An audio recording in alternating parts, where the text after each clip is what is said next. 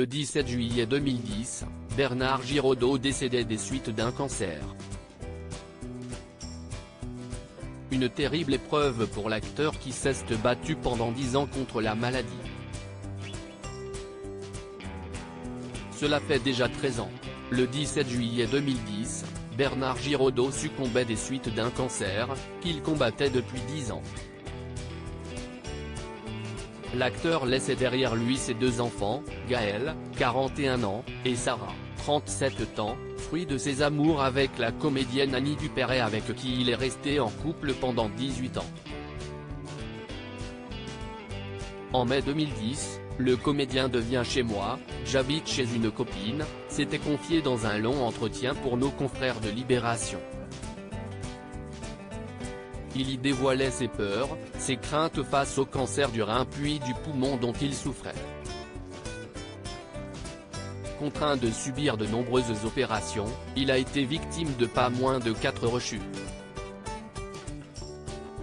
J'essaye d'aller comme je peux, le problème est que les traitements lourds des chimios ont tendance à vous enlever un peu de la vie, confiait-il.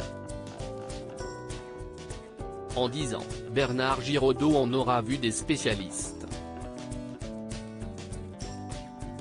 Si est-il long d'être en permanence entre les mains des médecins, des radios, des scanners. L'Institut Gustave Roussy, puis Pompidou, puis l'hôpital Tenon, puis encore Pompidou. Si est-il long, dévoilait-il, là. L'ancien compagnon d'Annie Dupéret indiquait aussi s'attendre à souffrir d'une grave maladie. Cela tenait à mon existence qui avait de moins en moins de sens, une course effrénée qui me maintenait en permanence dans un état d'angoisse, celle qui peut accompagner notre métier d'acteur. J'allais où?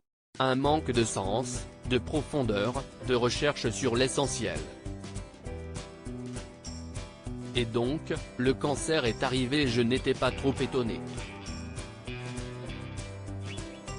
Mais j'ai repris, après, ce métier, avec une espèce de folie furieuse, et il a fallu que je rechute pour que je me dise, allez, stop.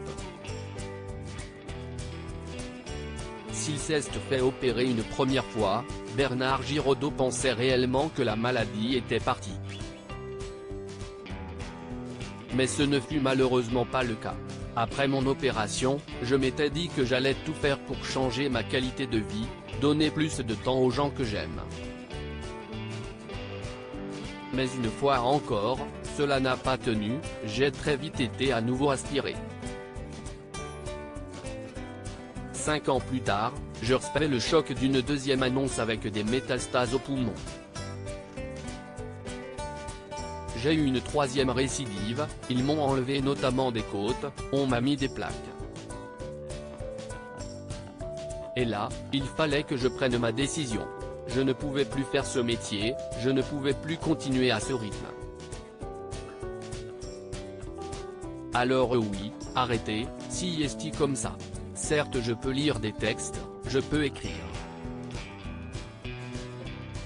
Mon regard sur les autres s'est aussi modifié, adouci. Des confidences très émouvantes.